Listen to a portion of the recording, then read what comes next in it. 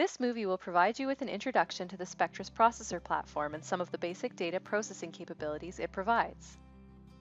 This interface allows you to import data from a variety of vendors in different formats, process data using simple or advanced tools, and then report results.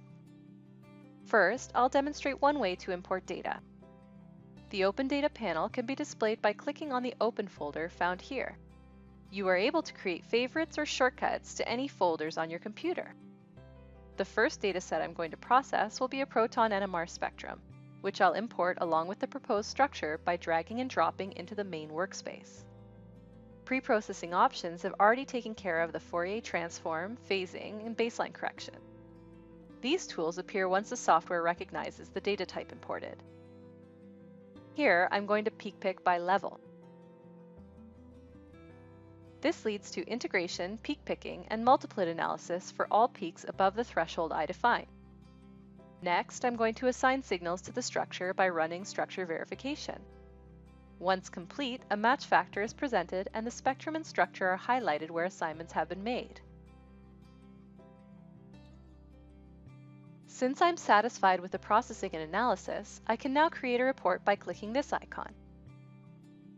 Report templates can be configured to your needs to display any relevant information such as the structure and spectrum.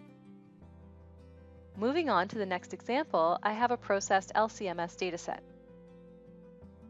The structure that I imported is included in the table of components and was assigned to a signal in the chromatogram window, leading to a component mass spectrum.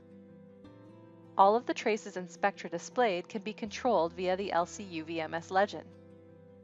Just like before, clicking the report icon will generate a report in ChemSketch.